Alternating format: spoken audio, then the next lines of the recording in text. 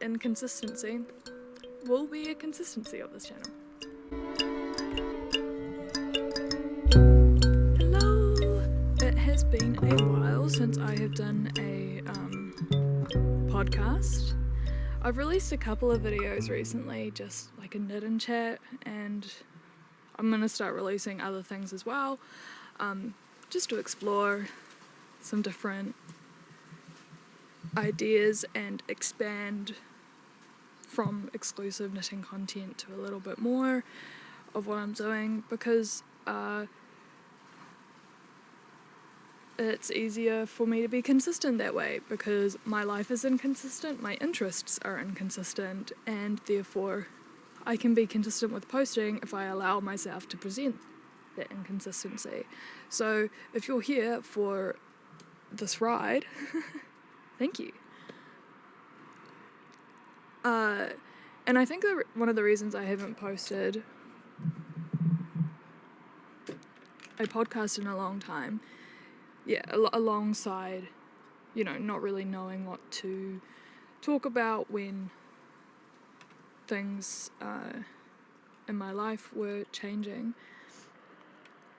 And one of those things that probably really contributed to me not doing a podcast is that I joined my local knitting and fibre arts group, and I have found a whole lot of camaraderie and friendship in that space, as well as a great deal of wisdom and knowledge. Those are things that I used to get exclusively from the online knitting community, and so it was nice, in terms of the camaraderie and friendship and learning new skills in terms of knitting techniques and such. And so when I joined my local fibre arts club, I got that plus the introduction to new skills and new fibre arts, and hence the spinning wheel in front of me. This is loaned out from the equipment cupboard at my local club. There's a weaving loom behind you. You can get it behind the scenes. And I'm currently weaving a king or queen bed size blanket on that loom. It's something I never thought I would do, but here we are. And so I've been struggling to think, well, how do I incorporate all of these other fibre arts into what was an exclusively knitting podcast? And so alongside, I'm starting a handmade clothing business with my sister, and so there's a lot of products that I'm making for sale there. And then do I include those in the podcast? So I'm not including that side of things in this podcast for now. Maybe we'll do a collection release video or something that could be fun. But I thought I'd start talking about some of these other fibre arts that I've brought into my life. And this also comes from me watching more knitting podcasts lately, whereas I had a really big break from watching any podcast material for a while. And so I'm back. My last podcast was in November last year. And that inconsistency will be a consistency of this channel. Wordplay. So one of the first skills that I learnt when I joined my local knitting club was spinning, and I have found a lot of joy and satisfaction in creating my own yarn, and also in being self-sufficient is a huge part of it, because that's also a passion of mine from my passion for sustainability. So I love the idea that I could go into the garden and maybe find some harakeke or another flax, or if, say, I was growing hemp, and be able to make a yarn from that product, or if I was rearing animals or had those close to me that produced a wool, then I would be self-sufficient enough to produce my own yarn. Which is also a segue into another reason I'm doing this podcast today, is because yesterday I purchased a lot of local and, products from local fibre traders, and those products were sometimes imported from overseas, at a local fibre fair that I attended yesterday. And I really want to talk about those, and I really want to show them in their form before I start pulling them apart and working with them. I held my self-control for everything except for this little 25 gram bundle of bamboo fibre that I found at the fibre fair and that I'm now spinning into yarn. So the green is the bamboo, and then the white is silk that I already had, and the silk is from silk napkins, which are these little squares. They look like a tissue, and you pull that apart into a long sliver that you then weave with, spin with.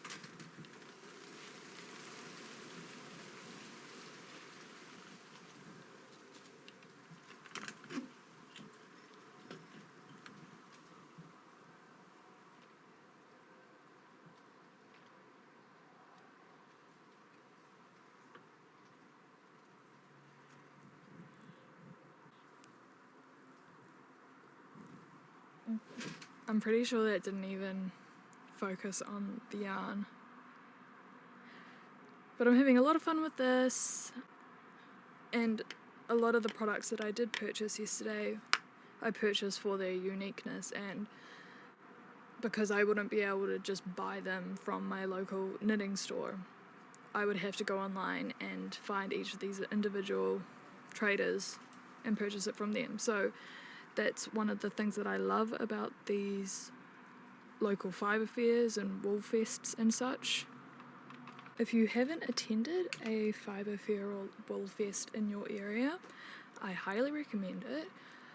I highly recommend the joy of supporting your fellow local citizens, but also supporting the production of those local products. And also next to me, I have some... I also have some of my own handspun that I'm now knitting up. Maybe I might just bring my camera a bit closer, or... No, I can reach.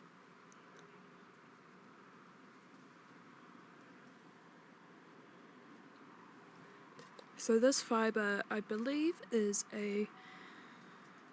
it's either an Angora Merino blend or Angora Merino silk. I can't actually remember. A very lovely member of my fibre club gifted this to me, and I was inspired by Handmade by Florence, the self-drafted camisole that she recently made. I really liked the double rib detail and the I-cord edging that she had done. So from that inspiration, I've started doing my own kind of tank top.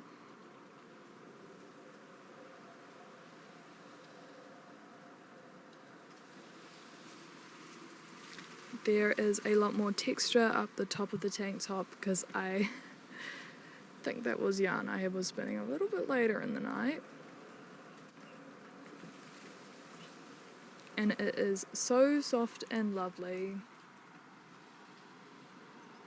And I really just can't stop knitting on this.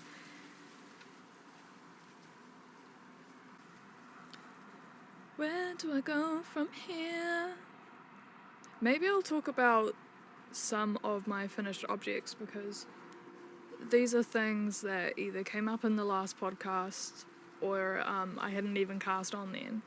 So let's start with what I'm wearing, and because we're talking about Handmade by Florence, this is one of her patterns. I test knit this for her, and it is using 8-ply alpaca yarn that I purchased locally from one of the local alpaca studs here in New Zealand.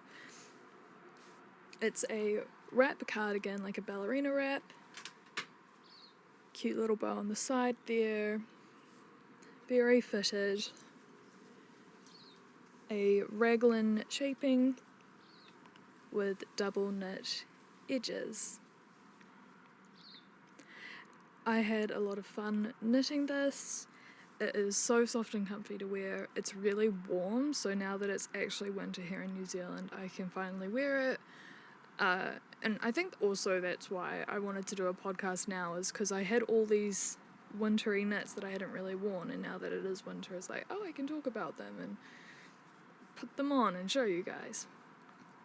Now, something that was actually a summer knit is, and also a test knit, is this top here, which is, I think it's called the halter top, and it's by Andy Knits. I test knit this for her. It's using a cotton yarn. I think it's like an Adrifil. It's like Dolce, I believe, is the line of yarns, like the collection or whatever. And you can wear this top with the straps crossed in front or like going straight up in kind of like a muscle tank style. And I've really enjoyed layering these two pieces because I like how the cross of the halter top shows up underneath the ballerina wrap. Oh, but before I put this back on, I'll show you some of my other finished knits. So this is what I was trying to finish in the last podcast. It is the Slanting Slipover by Anne Wenzel, I think. I will need to check that. This is one of the first pieces that I started, and I remember that because I didn't know how to do a make one left or a make one right, and I learned how to do twisted rib on this, and also like reading a chart. So I had a really tough time with this pattern as a beginner. It was not probably the best idea, but this is the look that I wanted with the twisted rib, and I had intended to ignore like the pattern here and just continue the twisted rib. But then I wisely realised that would likely mess with the shape and the intended fit of the garment. So, and I'm really glad that I did just follow the chart for the body of the slipover. And it's got a split hem, which I remember another podcaster mentioning recently is just such a way to make oversized garments a bit more flattering so they don't bunch and balloon over the hem and they sit more flat, if that's how you prefer your garments to look. So I'll try that one on for you.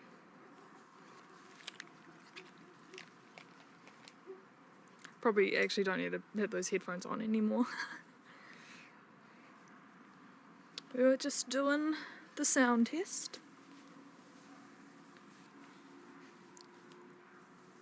And this yarn is Snefnug by Kamarose, or Kamarose.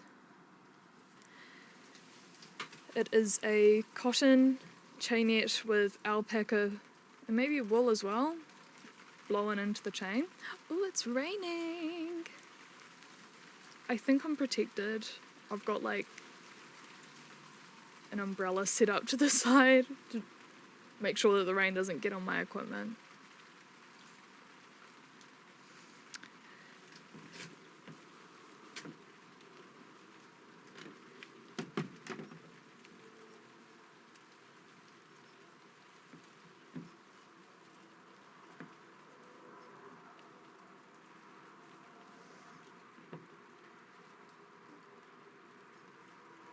Best thing, I match my cat. We're matching. Haha. Agent. Oh. I think he just attacked a bird. He's covered in feathers. Pigeon. flew into one of our windows and like died immediately just recently. And then a hawk must have been chasing it, because a hawk just like swooped in and then landed on the railing next to the glass windows and just sat there for ages. And I was surprised that the hawk didn't take the dead pigeon, but I don't know, maybe it was intimidated by me looking at it from the other side of the house. The rhythms of the natural world, as barbaric as they are. Now, the other whip that I mentioned in the last podcast and is now off the needles is the Snowy Forest jersey or sweater by, I believe, Midori Hirose.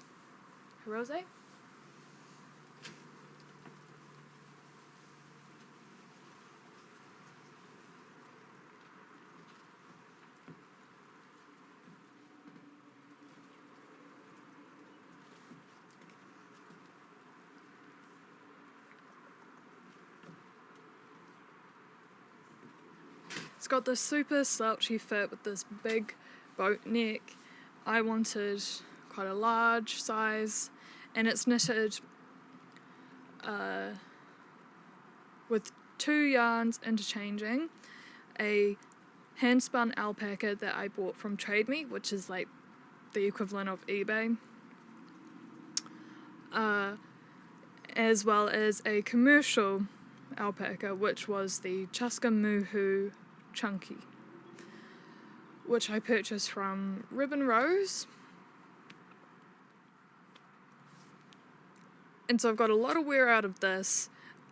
It's slightly more practical than the sweater number 13 that my nana knit me, simply because it has cuffs.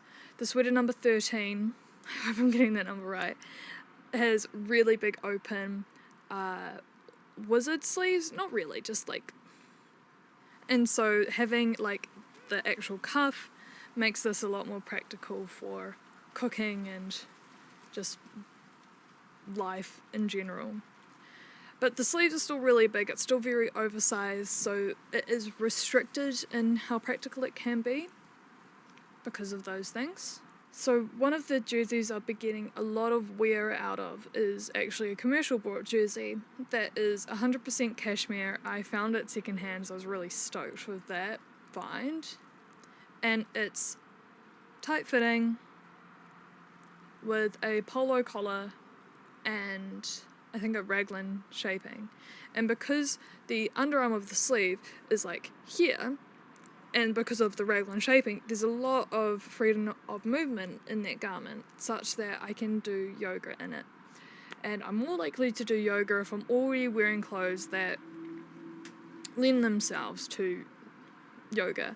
So with this, I would get kind of like... it would flip up into my face when I'm doing certain poses. And sometimes I can deal with that, other times I'm like, nah. Same thing with the sweater number 13, because it is that oversized fit. So I get so much wear out of these garments, but I still want to make more jerseys, because they'd have this other function of being suitable for yoga, cooking, cleaning, doing my other crafts, like wet felting, for instance. This would not go well. I'd get very covered in water wearing this. And that's another skill that I learnt from a talented lady at my fibre club. So, moving on to other finished objects. Oh, actually, continuing on from now finished whips from the last podcast.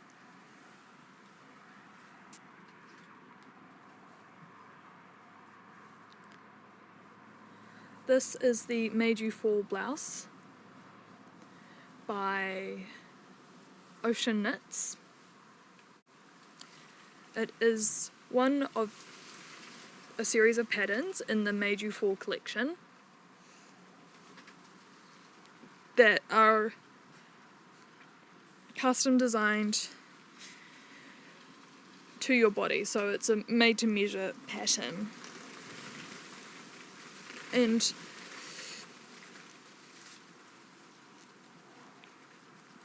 I had to use my brain a bit with this pattern. Like, don't do this one if you're a beginner. But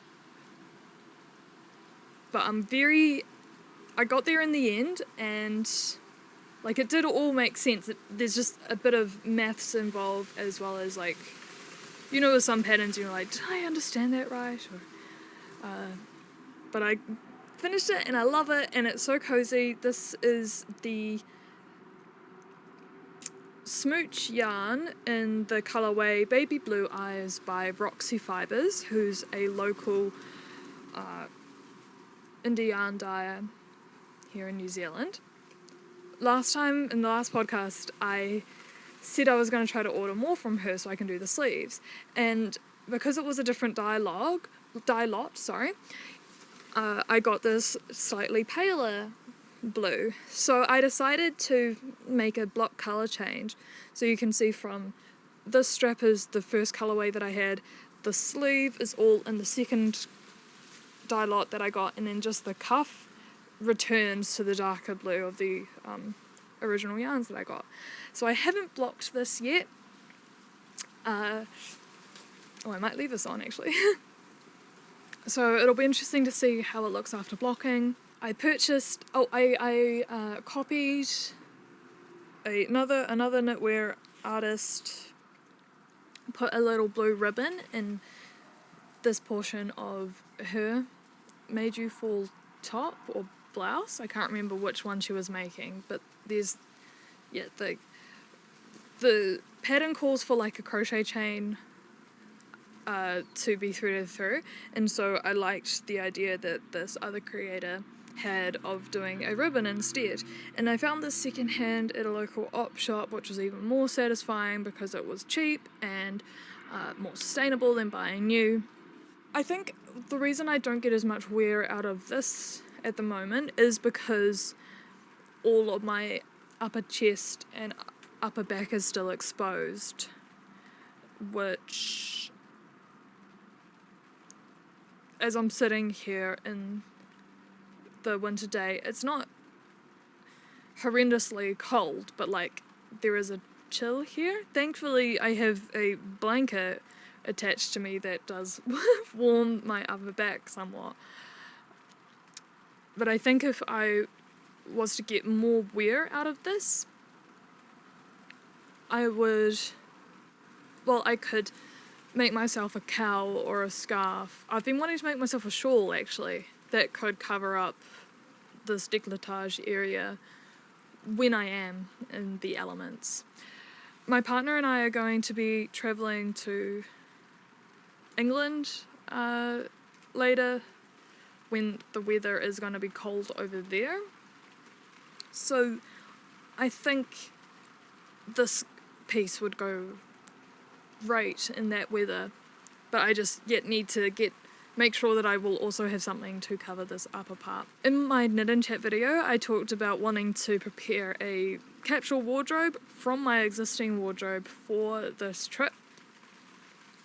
So as I'm sort of going through my knits, I'm trying to pick out which ones would be suitable. I have been getting a lot of wear out of this little tank top, and I have a couple of other tank tops like the camisole number 5 that I'm either in the process of making, or like I've got a yarn that is more suited to the colours that I'm doing for the capsule wardrobe, and it's Most Excellent Mushroom by Purple Sprouting, and it's in these like brown and grey tones with like little speckles of red rust, and I'm going for a brown and tans colour palette for the capsule wardrobe, as well as like deep greens and such, and just colours you'd find in a spice cabinet. So this doesn't match that criteria, but I think England would be a great climate to wear a knitted blouse in, especially in a alpaca fibre that is a very warm fibre. So I'll just need to be considerate with the other pieces I put in to make sure that this is going to be versatile with the rest of the wardrobe. So now I'll show you two pieces I made for my partner.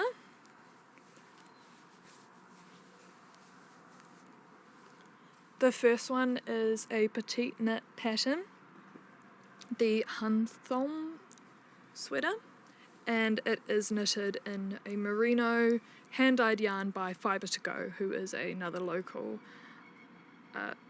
to New Zealand indie yarn dyer. And the colourway, I believe, is Jungle.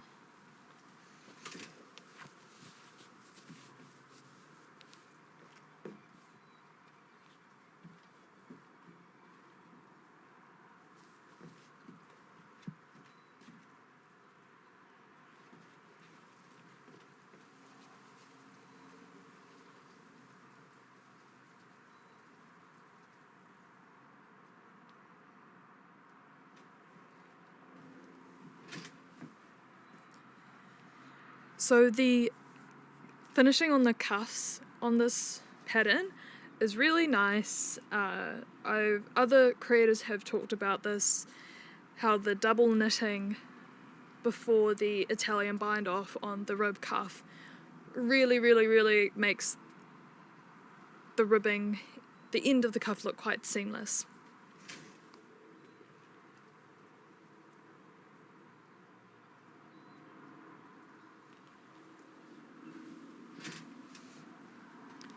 So he's been getting a lot of wear out of this, which has made me very happy and has reinvigorated my passion for wanting to knit for other people, which I actually really discovered. I thought I only wanted to knit for myself, and then through making clothes to sell under mine and my sister's brand, which is Toad and Monster, if you want to follow us on Instagram or Pinterest. And yeah, as well as making these pieces for other imaginary people, making this piece for him and seeing him wear it all the time in these cooler months, it's like I get continued satisfaction from the finished piece, just as I would get continued satisfaction from a finished piece that I made for myself and that I got to wear all the time. I haven't seen him wear this piece as much, probably because it is a little bit more of like it's a bit unconventional, and because it's a brighter colour and it's in a plant fibre, and it's very airy, so not the thing that you really gravitate towards in these cold months. So this is made from banana fibre yarn, which I purchased from Yarn Yarns. It's a UK based yarn company that specialises in like ethical silk, different natural fibres, unique fibres. So I believe that this was hand spun in India.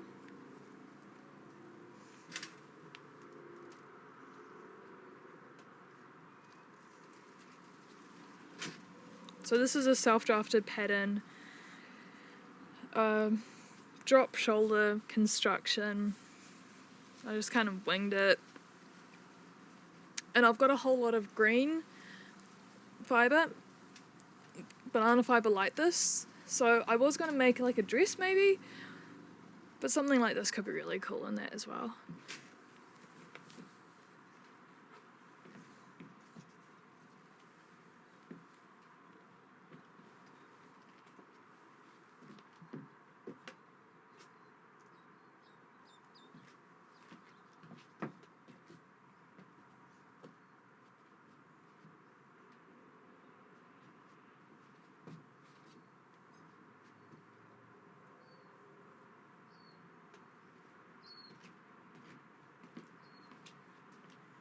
So I love the texture that this yarn creates.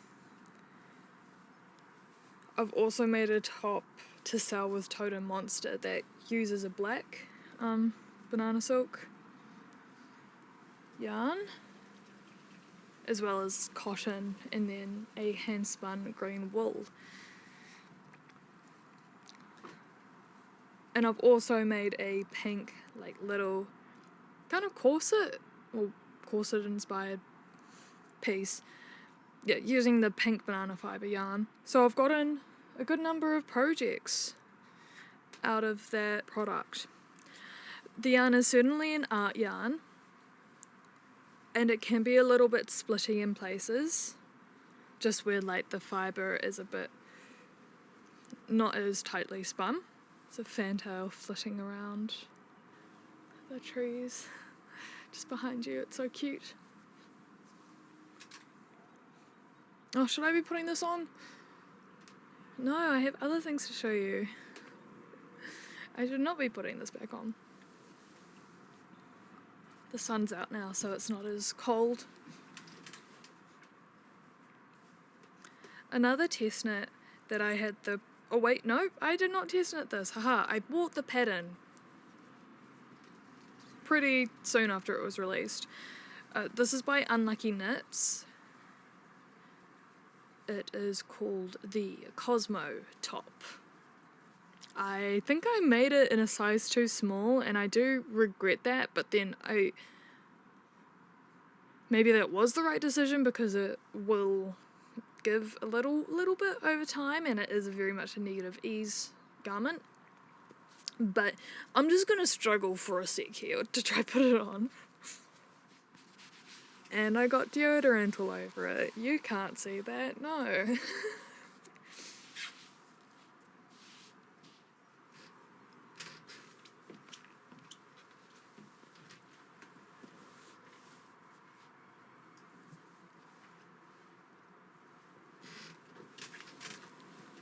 So it has a super cool asymmetrical cutout. I love a good subversive basic, and I consider this to be a subversive basic.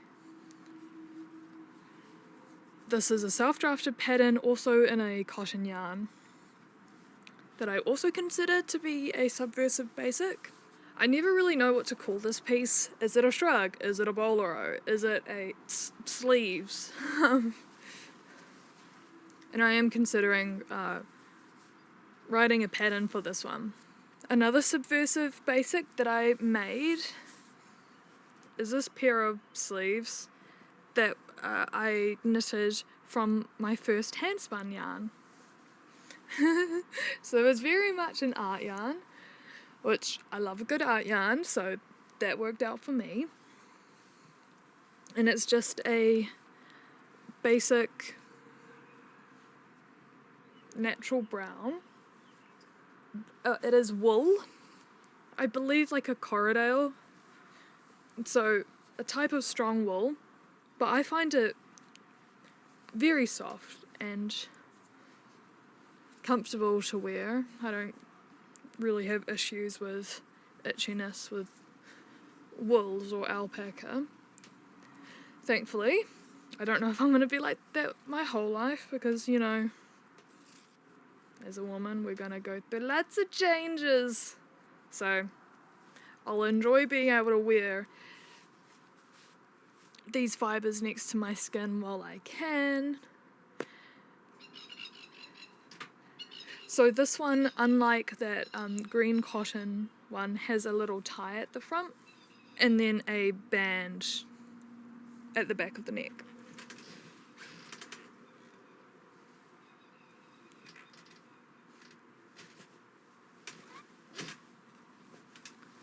And what I love about this one, particularly because it is wool, is, how do I word this?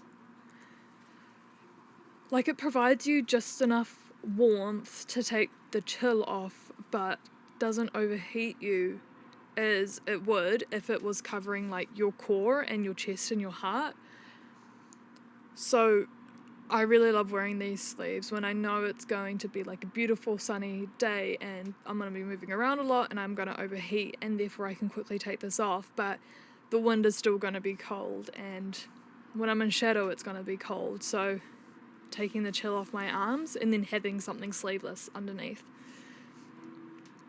And in that same way, I love a knitted bra because, again, like a subversive basic combination of what seem like silly and practical pieces, but when paired together can actually be very practical and give you more freedom of like layering and such, which is rather essential for New Zealand's climate because it is so variable. Like we have 4 seasons in a day, which I suppose you're getting a little bit of a snapshot at the moment.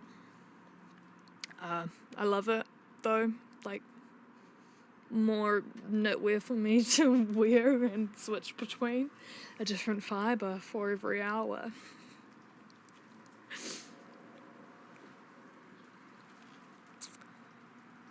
Yeah, so having a woolen sleeves and a woolen bra, maybe paired with like jeans or a skirt or something, is a great going out outfit for in the winter months when you are going to be standing outside or walking in between like a car and your destination, and you are going to be exposed to a lot of cold then, but once you enter your indoor environment it's going to be a lot warmer, and so you can adjust accordingly. And I've tried wearing actually a version of my recent pattern release, the foryoutietop. I made a little alpaca version in a light blue that has a little tie at the front, so it's a super cute top. It's revealing, it's great for like those night out kind of environments, and I wore it out in autumn and it was great. And I actually didn't need to have anything covering my arms then, and that just kept me at a steady temperature for the whole night, and I didn't overheat, which was also great. So loving subversive basics at the moment. I'm gonna take this blue top off because I'm getting confused by all the overlapping ties and things. I mean, it is kind of cool though. It is kind of cool. If you're looking for a summer tank top, like the 2 that I'm wearing right now are great patterns that I highly recommend. So I lost my sound. I've also changed into some warmer pants, which are just like merino leggings. I live in wool these days. Like even my sun hat, I found this at an op shop for $5 and it's 100% wool. Take the headphones off, Taylor.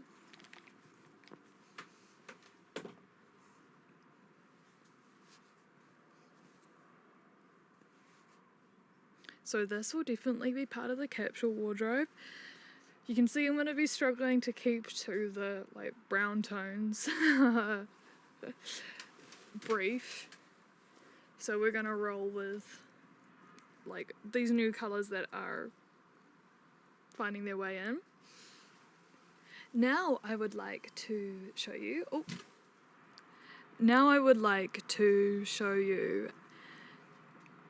a piece that's been on the needles for a while. This is a cardigan I'm making for my mum. It's from Handspun. The cardigan is the second pattern in the book. It's called the Nomi cardigan.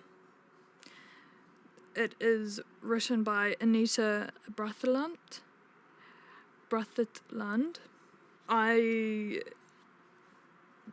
I'm glad that I'm a bit more experienced with knitting now as I do this, because maybe it's the translation to English, but like I felt like I was guessing a lot of the pattern and just trying to, based on my knowledge of how a cardigan is typically constructed or working with other patterns, find my way through this one. So, but it's super cute and I've slightly modified it just because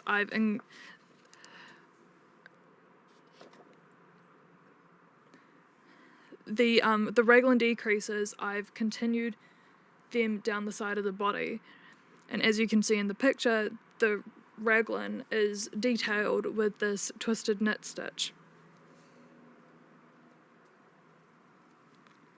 The yarn I'm using is Touch Yarns, which is a New Zealand yarn brand.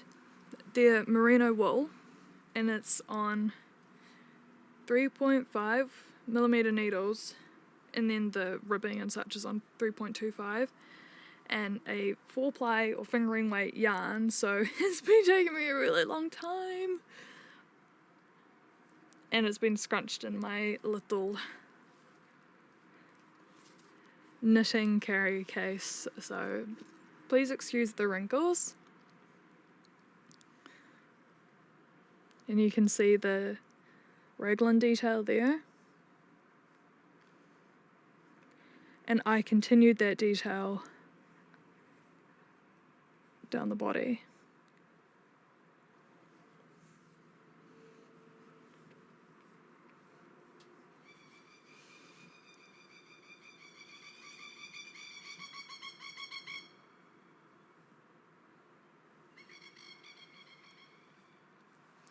The fabric it's creating is so lovely and drapey, and it has actually been kind of nice having a big project like this on the needles, because I know if I'm traveling, if I'm going to be in the car, I'm going somewhere, I'm going to be working on this for a while before I have to change needles or something. Like, whereas other patterns, if they're on bigger needles, I'm like, during the car trip I might need to change needles because I finish a whole sleeve, or I'll finish the whole garment and then have nothing to work on. So at least with these longer term projects, yeah, I know I'm still going to be entertained no matter how long my trip is, or like how much downtime I'll have for knitting.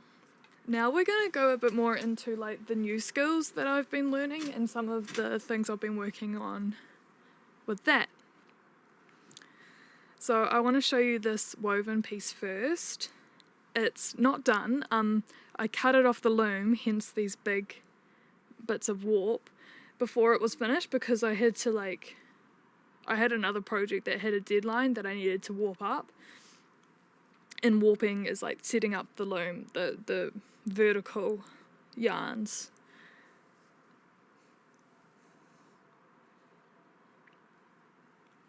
So this is the 4-ply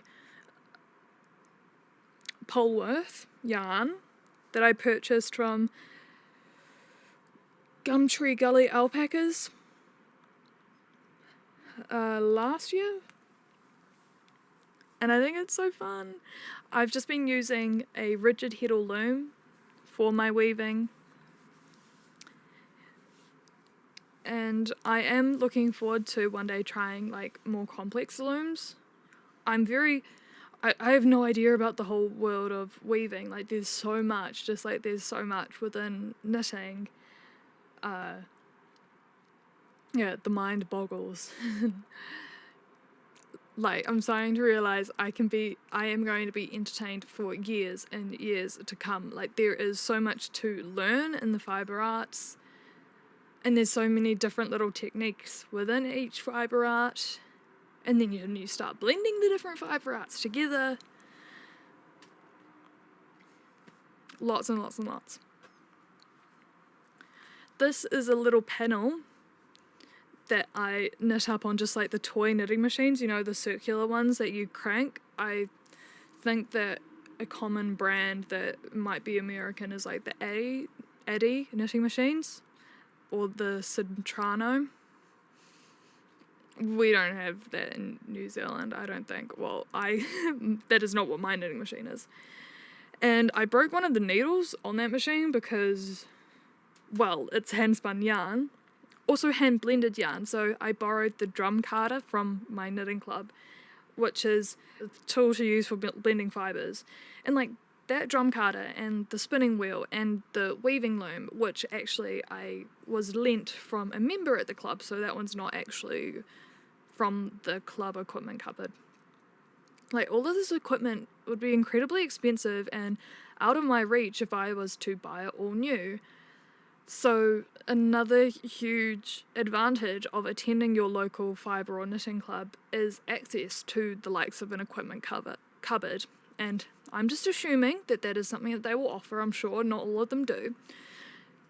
But it means I get to access these skills without trying to climb the financial barrier that exists for them. And blending yarn has been another great joy and another way to create really unique yarns. Sorry, blending fibre to create unique yarns. And like, I'm almost bored with hand-dyed yarns now because there's only so many different ways that you can apply dye and paint to a yarn. Don't get me wrong, there is huge variety in that realm. There are some incredible and very tasty yarns out there, many of which I have had the privilege of using. I am, however, finding more joy for myself in messing with the blending of fibres and getting colour variation in that method. And maybe I'm drawn to that just as I'm drawn to like the Malabrigo yarn brand because of their unique way of like, I think they dye the fibres first or something, or like their drum or kettle dyeing.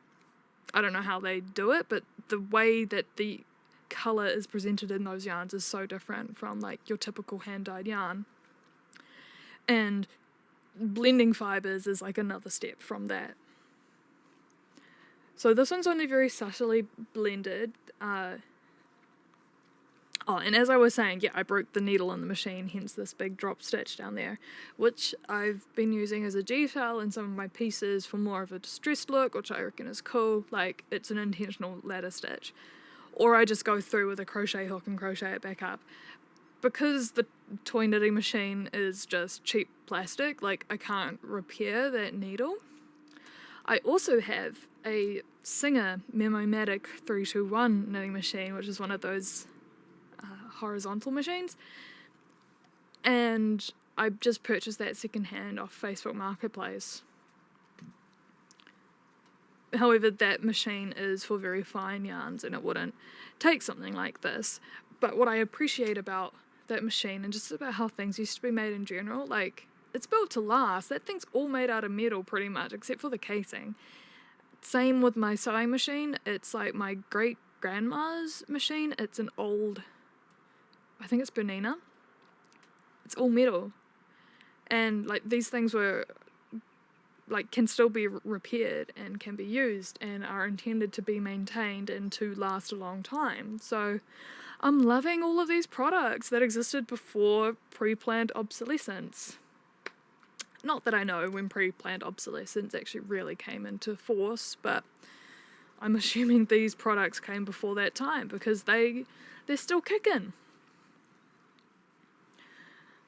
So I'm not too sure what to do with these panels. This is another one with like using the drum carder to blend some fibres.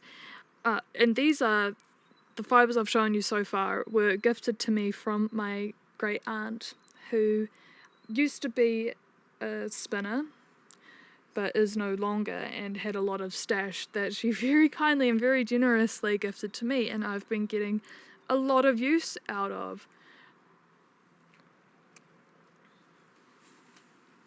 Like, I think that would make such a cute vest or crop top or something, but I've got no more of that yarn. I'd have to blend up some more. And you know how it be with them whips.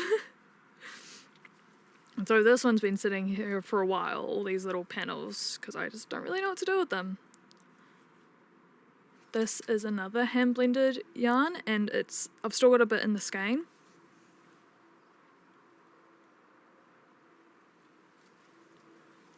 So this is like a red wool, probably a Corriedale or a Polworth, blended with a white mohair,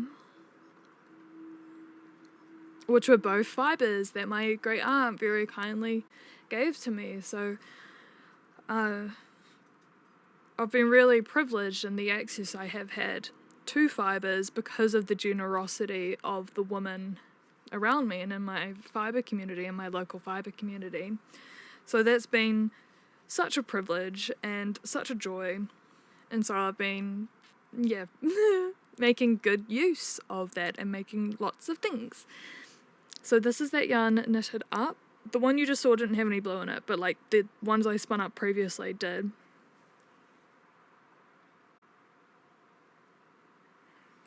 And this is actually a pattern that I saw Maan knitwear using GPT to create a knitting pattern, and so I gave it a try, and this is like the best pattern thus far. Been sitting in the whip pile for months. I probably don't even have that chat GPT window open anymore of the pattern, and it actually glitched the first time I asked it for the pattern, and then the second time it worked and wrote like a completely different pattern. And again, I don't have any more yarn of this, I have to blend some more. So it's sitting on the to-do pile. While we're on the thing of like blended yarn, I'm really happy with this yarn, and it's got a lot of very luxurious fibres in it, and I want to make myself a cardigan out of it. It's not in the skeins anymore, in the hanks. I prefer yarn how it looks when it's in a skein, but you can still see it now, that even though it's been caked up.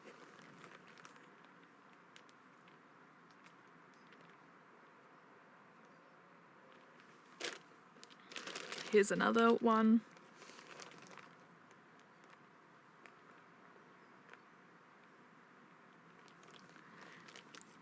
So this has alpaca, merino, mohair, possum, like all these luxurious fibres in it. And I accidentally started pulling fibres out of like the wrong bag of white fibre when I was blending them, so some of them have like more of merino angora, and some of them have more of like straight alpaca. So definitely a project that will need to switch between skeins, so do alternating yarns. And yeah, so these are all hand blended and hand spun. Just gonna rearrange my things. Little bits of rearranging. I can't for the life of me remember what fibre this is, but I know it's a plant fibre.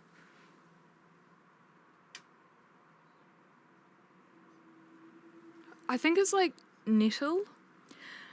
This one I spun probably closer to like when I was first learning how to spin last year, or end of last year. So I think I'd probably spin it a bit better now, but this still will have its uses and purposes, and like the slubbiness can be celebrated that way. And so I spun that like nettle fibre, and then I plied it with a commercial yarn. This one here, I think, what did I do? Oh, this one I used a commercial yarn, like a 4-ply or something, and then I was like adding in these little locks of fibre, and so the main yarn is like the core, and then I'm like adding in the little mohair locks.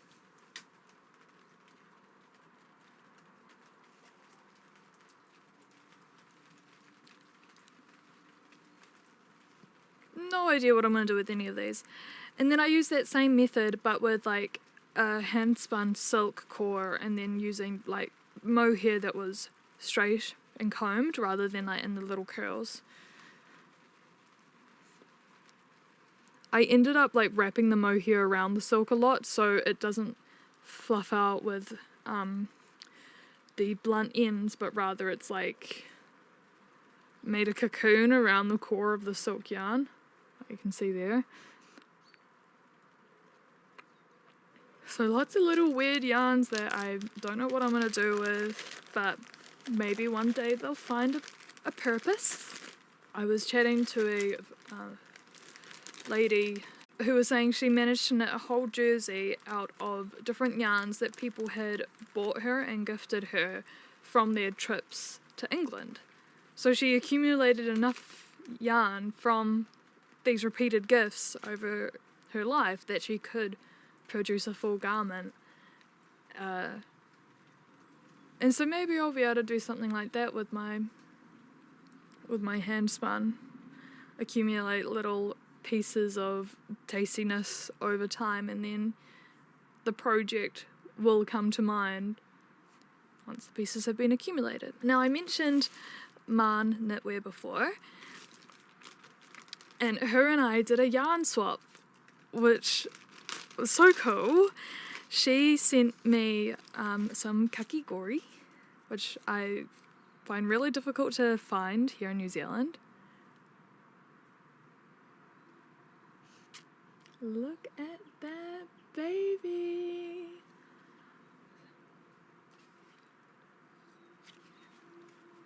So I believe each of these are 200 grams.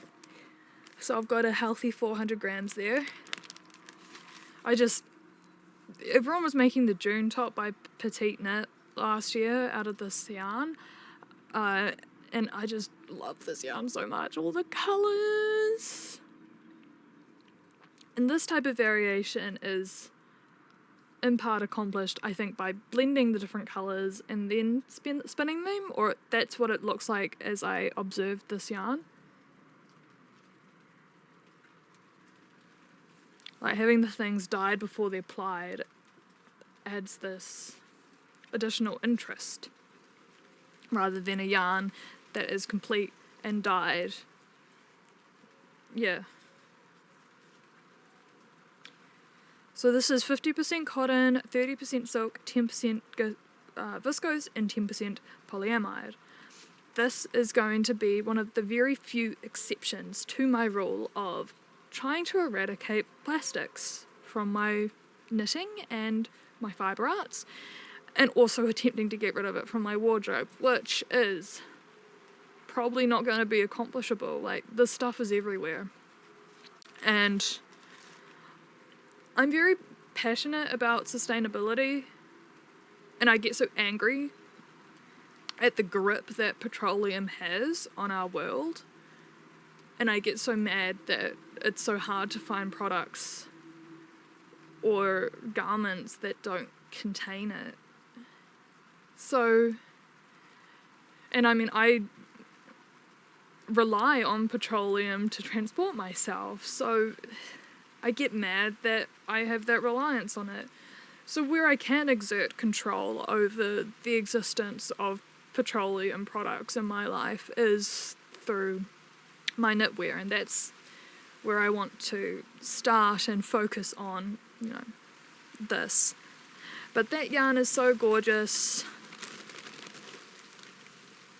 It'll be one of the few exceptions. Now, Ellie's hand-dyed.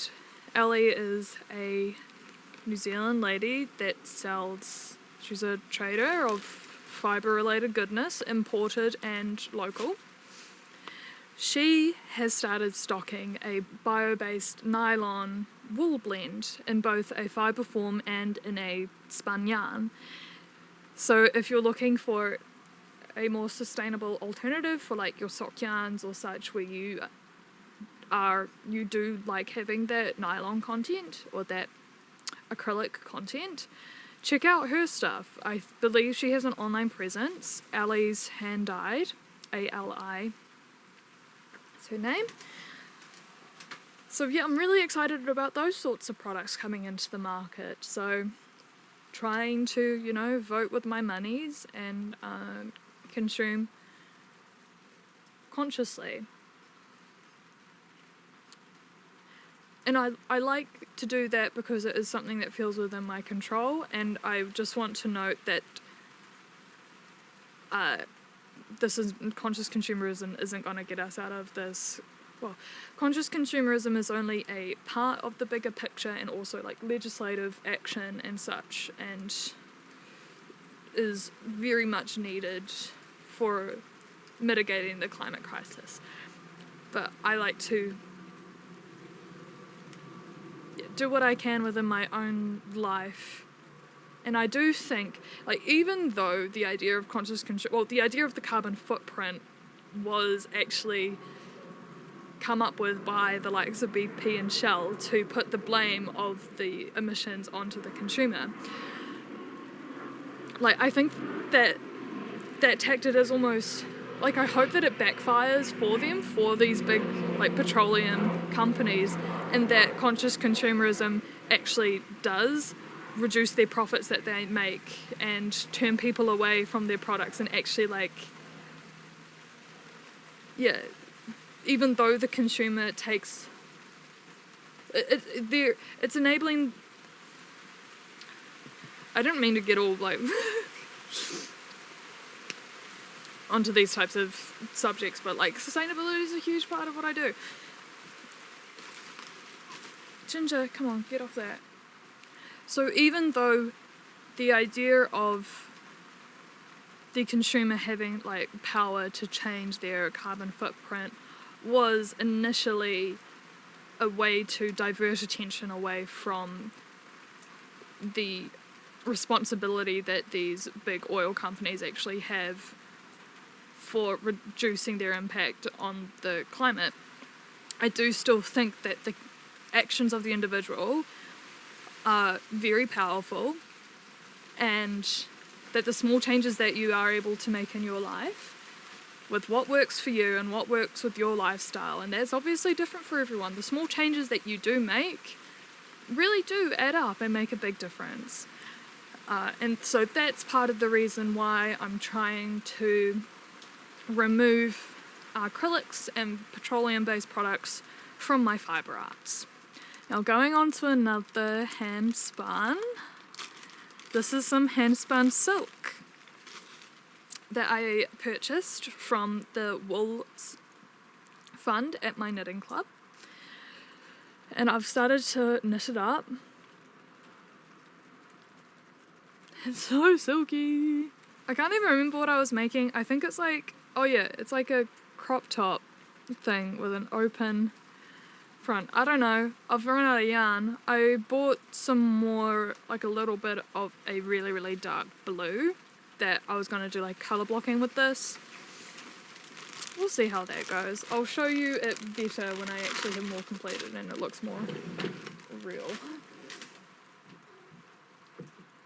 Some of my gear's just getting rained on. I think we're safe. Yeah, the perils of recording with electronic equipment outside in the New Zealand winter.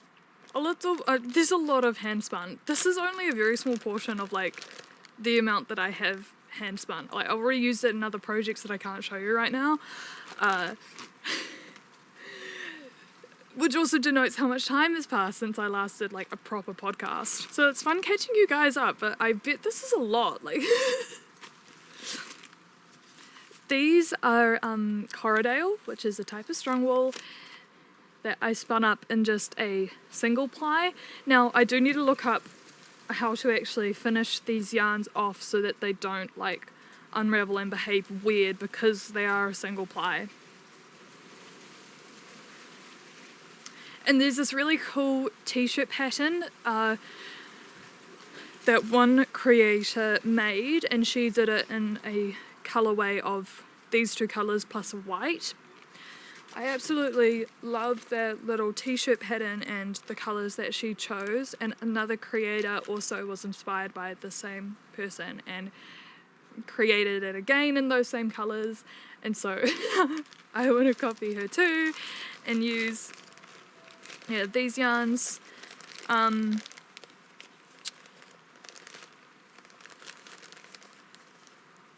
But with the woolen t-shirts, you know, I'm gonna have to make sure I've got another woolen thing that can cover my arms, or that I will have use for it in environments where like I'm not gonna have a wind chill, but I'm gonna be in an environment that allows me to wear a woolen t-shirt, like it's cool enough for that. So maybe England? Is those colours gonna work with my capsule wardrobe? No. Ugh. Maybe I make like arm warmers or something to go with it. So Ellie's hand dyed. She dyed the fibre that I then spun. Like, how cool! I've got another little cake here of the stuff. I think this is only 100 grams. It's merino. And I did some of this on a spindle, on a drop spindle, which is a more portable way of spinning. And there's so many different types of spindles as well. These fibre arts are like worlds unto their own. There is so much to explore. So I've got one more handspun to show you, and then we're gonna go into some other fibre art techniques that I've learned, and then I'll show you all the things I recently purchased from a local fibre fair. Oh, there was something hiding. Okay, 2 more things. This is made from Handspun silk, and I'm actually really proud of how fine I managed to get this silk spinning. And this is spun from the silk napkins.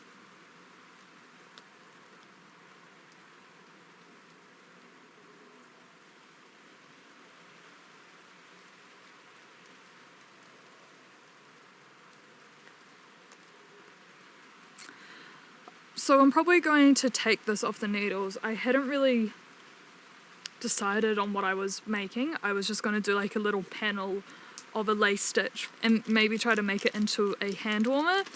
That was for a project that I might talk about in the next podcast. I can't talk about it now. And I have since completed that project, so I'm probably going to take that off the needles and make like a cute little, like an everyday bra by Naked Knit. If I have enough.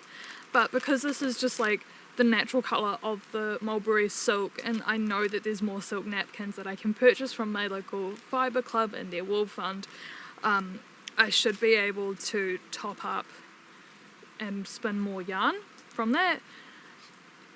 But it's probably best that I spin up that yarn before I start the project, so if there is... Sorry, just rain hazard management. It's getting a little bit too rainy, so I'll try to wrap this up quickly without rushing. So this is going back to when I was first learning to spin. This is alpaca that I bought from a local alpaca farm. It's in this beautiful blue colour. So soft, like so silky. So maybe that will become a vest or something. I've got like, I think 2 other 200-gram bags of fibre in this blue that I will need to spin up. And then maybe I can get more like a jersey out of it, or like an actual proper size vest rather than something micro.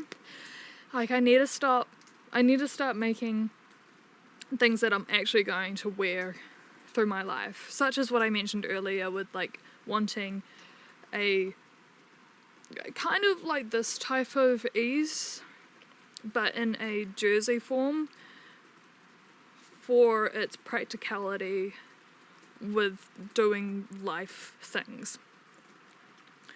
From cleaning to crafting to yoga to, I don't know, making a mess. I make lots of messes.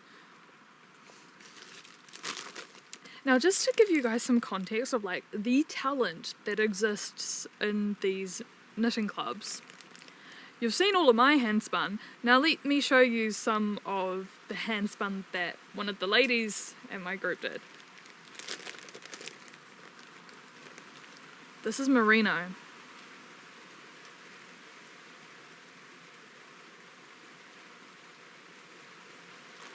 Like, what the fuck? Like, how fine and gorgeous is that?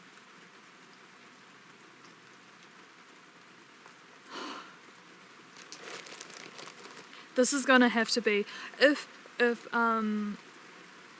gonna have to be like a, next to the skin camisole, I think.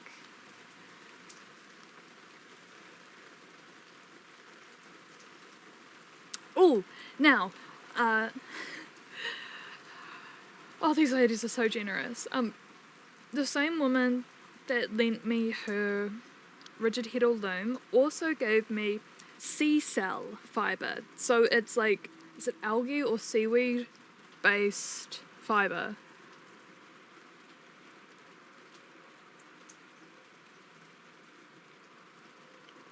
it's got this beautiful luster, this beautiful shine that's very much like silk, and I believe that this is like a very sustainable yarn. I would dare to say more sustainable than other plant-based fibres. Now, I have, like, the lyocell and tencel is cool because it is cellulose based, so most of your bamboo yarns and such, I think that those will be tencels or lyocells, so produced via like reconstituted cellulose. Check me on that.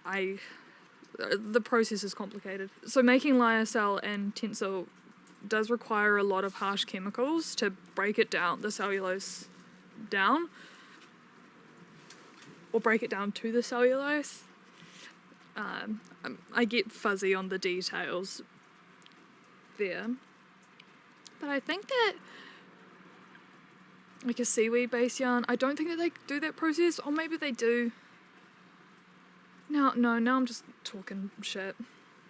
I do know that there is a company in Australia that is developing a bacterial cellulose yarn, which is like, you don't have to use the harsh chemicals to break it down to cellulose. It's like, it's just in its raw form there and then from the fermentation, the bacterial fermentation. Hello.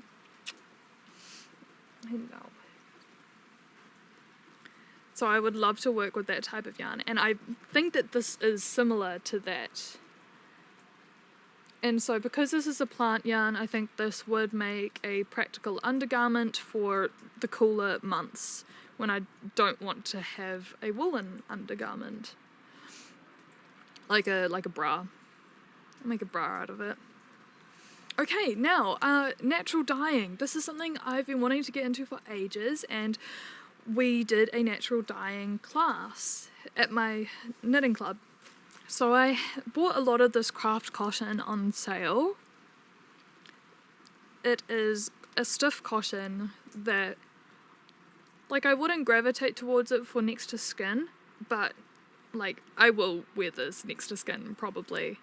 It's probably better suited for like a tote bag or like a market bag or such, but I think it still could work well for garments. So that's probably what I'm going to use it for. I've already used it in my weaving to make like tea towels, which is really cool. And I tried dyeing some of it with avocado pits and skins. And so all we did at the club day where we were learning this skill is we just filled crock pots full of like onion pits and skins, and then another one full of avocado pits and skins, and then another one full of onion skins, and then another one full of flax pods from the harakiki that we have here in New Zealand. It's a type of flax. And so this is the lovely pale pink that the avocado pits and skins produced, and we only put them in the crock pot with the water for like an hour, and then took them out, rinsed them out. I left these hanging on my washing line for like days because I forgot about it. But that was kind of good because then all of the colour that would have come out over time just came out then and there. So the colours are paler than they first appeared, but probably more true to the colour that they're going to be in the future with the washing and wearing and all that. The other yarns that I put in the onion skin and harakiki flax pod crock pots is this really gorgeous Polworth and alpaca blend. I bought this on a cone, like a kg cone off Trade Me last year sometime. It's so soft. And this is how it came out with the onion skin dye, yellow onion skin. I believe that the colour can vary from a yellow to like a green to like a brown, depending on the onions.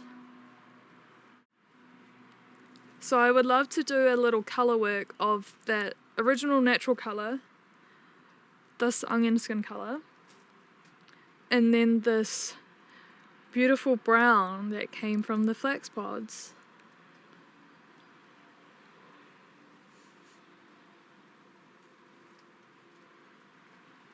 So now, and all we did, as well as adding all the like things to the crock pot, we also did a couple of teaspoons of baking soda, and that is enough to act as the mordant.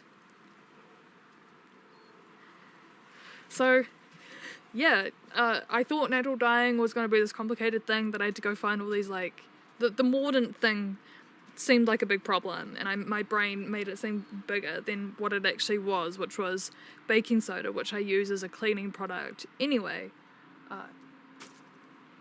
Baking soda is so versatile. Baking soda and vinegar, like, I swear you can use them for literally anything. Now, the other skill that I've learned, and I think this is the last one I'm going to talk about, is felting, wet felting. Now, that project I keep mentioning that I like can't talk about until later, these are the scraps from that project. So I blended different shades of natural brown fibres using the drum carder, and then I layered it with the silk napkins and pieces of hemp that I had wet retted.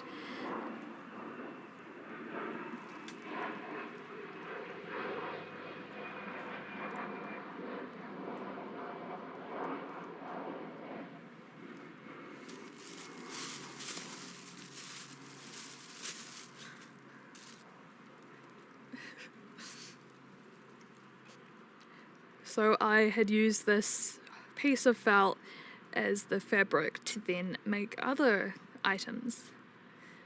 And there's also like those little mohair locks I was talking about earlier. You can see some of them, those little curls felted in there. And I actually commented this on the Woolsey Knitting podcast recently, previously Night Sky Knitting podcast. She's wanting to make some tote bags with sewing this summer, and I recommended giving wet felting a go because it's an immediate satisfaction craft. Like, you get a big, depending on the size of the thing you're working with, you can get your textile done in like an hour or two. And then it's just a matter of cutting out, like letting the thing dry, cutting out your pieces, and either hand sewing or crocheting the thing together. And a tote bag is a super easy thing to make from a length of felted fabric. I think that you can even felt it in the shape that you want, so it could be like a continuous piece of felt. I am not advanced enough yet to know how to do such a thing. But if you're looking to branch out into using like the raw fibres themselves, wet felting is a great place to start. I also advocate that everyone try spinning in a way that is accessible to them. Using a drop spindle is an affordable way to start, or accessing available equipment for hire through your local fibre club or knitting club. Now we're on to the recent acquisitions. Alright, Anna Gradden's little wool company, starting off with some European flax linen sliver. So I'm going to spin this into yarn and then maybe make a summer top with it, because I believe it will soften with wear and washing.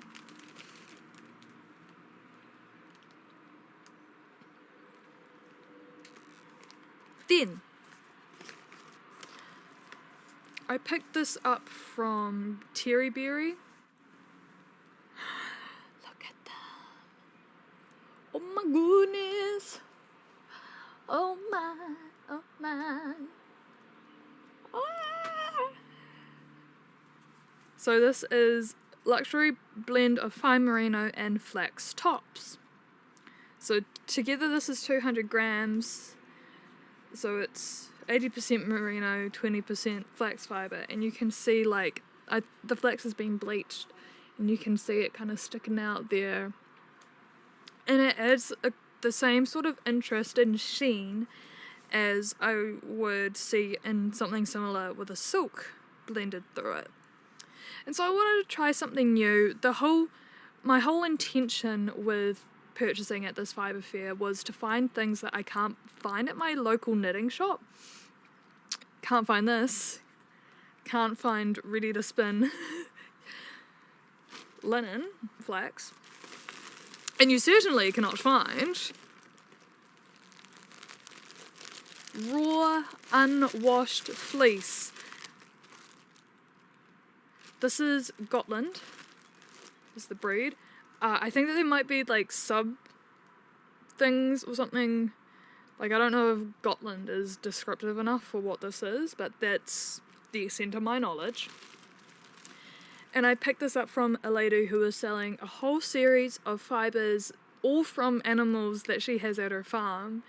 So from alpaca to different types of sheep, just this incredible variety, and everything from like the unwashed raw, which you can get for cheaper, then say something that has been washed and carded. And also this still has all the lanolin in it, so all that grease means that this will still be waterproof if I don't use any detergent when washing it. So I wanted to have a play around with that, and like, it smells sheepy, but it's not so aggressive that it would be painful for me to work with it without washing it.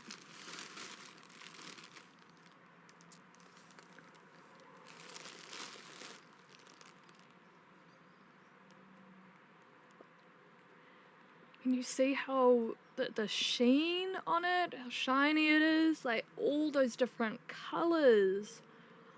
So it's going to spin up with this beautiful variegation of natural tones, from white and cream to browns and greys. And she advised me to try spinning it so that the locks come out and show off. So by doing like a coarse, so by spinning it raw and then plying it with a commercial yarn, and you'll get this kind of bulk look.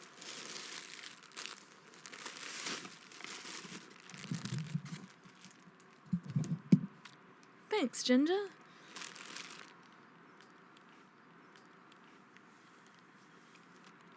And this is from the same lady. Oh my gosh, what was her trading name? What does she trade under? Hold on, I have her business card. Her name is Yvonne. Lovely lady. And she trades under the name Raydene. Raydene. So if you're in the New Zealand region and you're looking for some beautiful, beautiful local fibre, she is a great resource. Oh, and then this is another fleece, I think from a different animal, also unwashed Scotland, I think. And it has more like greys tones in it.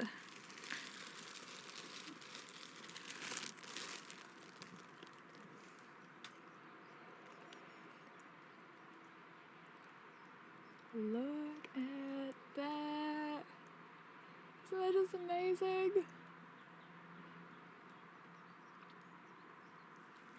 So soft, so spongy, so silky, a little bit smelly. We can handle that. Now this is really interesting. Dyeing House Gallery? I don't know if that's actually the trader's name though. DHG shop. Yeah, Dyeing House Gallery, I believe. I bought 2 products from her. Rose fibre tops, so made from the rose plant.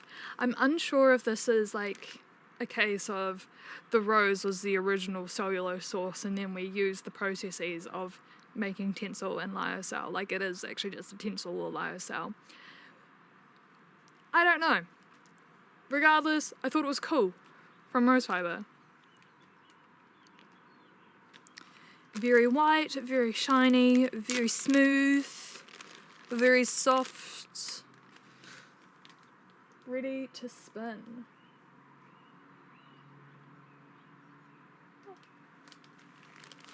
And then some A1 grade mulberry silk tops in the colour June.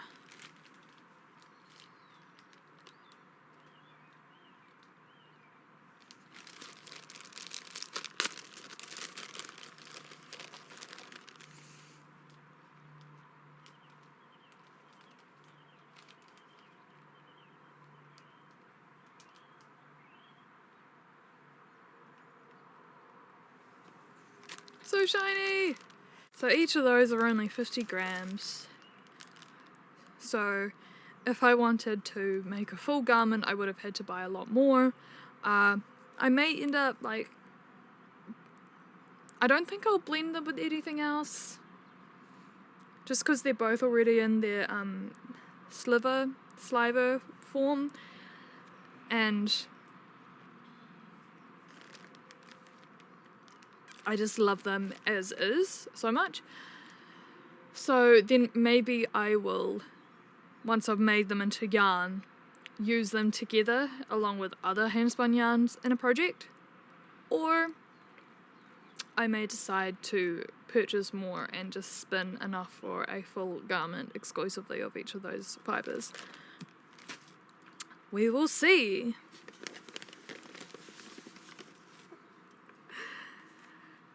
Now this I purchased from Briar Patch, who I believe are the only distributor of hemp yarns in New Zealand. And I've been eyeing their online store for ages, so it was really nice to feel the yarns in person and see them and the colours and just... Because, you know, hemp is a stiffer fibre, like linen. And I wanted to be sure that I could, like, use it and have an extra skin. And, like, I'm very happy with this. It is stiff, yet it has got a softness to it. And I just love this beautiful green. So I'm going to make a tank top out of this. Or maybe a little t-shirt. I do prefer t-shirts in general because of the added sun protection. And, you know, the sun in New Zealand is no joke. If you're ever travelling here, be very wary. If you are like, oh, I don't have to wear sunblock ever, I just tan. That will not be the case in New Zealand. You will burn. Like, wear sunscreen. Be sun smart in New Zealand. So I might make a t-shirt out of this because it is the more sun smart option and I don't have to put on as much sunscreen then or additional covering layers.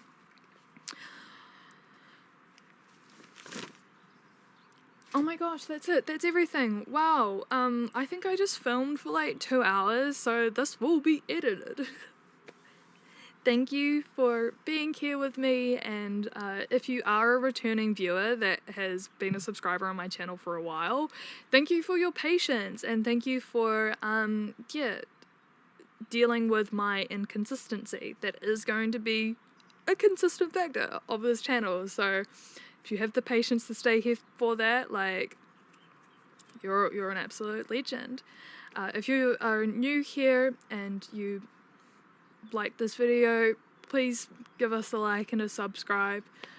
That stuff really helps the channel, and I hope that I've been able to show you guys the possibility of all of these other fibre arts, and like they are maybe more accessible, at least than I thought that they were. And I hope that I have emphasized how valuable knitting and fibre clubs can be for having that accessibility to these different crafts. And you know, not all fibre clubs and knitting clubs are the same. There's going to be different people and different clubs, and there will be clubs maybe where you don't get along with the other patrons as well. So like, there's also the option to jump around the different clubs in your region, and yeah, if you don't gel with the first one, like, maybe try another, because I think it is really worth it. I have found a lot of value in my Fibre Club adventures. So I'm hoping to maybe release some more patterns coming up. I released the foryoutietop, and I want to maybe add some extensions to that pattern, so making it into more of a blouse than just a crop top and things like that. So look out for that in the future. If I say it now, maybe I'll do it. And then I also want to make a pattern for that shrug. You can do it, Taylor. The world of fibre arts is diverse and broad, and there is so much to learn. And I hope that you get an opportunity to dip your toes into something new and to learn something from the incredible knowledge base that is our elders, particularly those in the fibre community. They have so much to teach, so much wisdom, and I think that there is a lot to be gained from both sides, from us younger generation interacting with the older generation within our fibre arts community. So sending love and joy to you wherever you are in the world, and I hope that whatever struggles you may be going through, you are able to find some peace and tranquility in your fibre arts. Love you all. Until next time. Bye.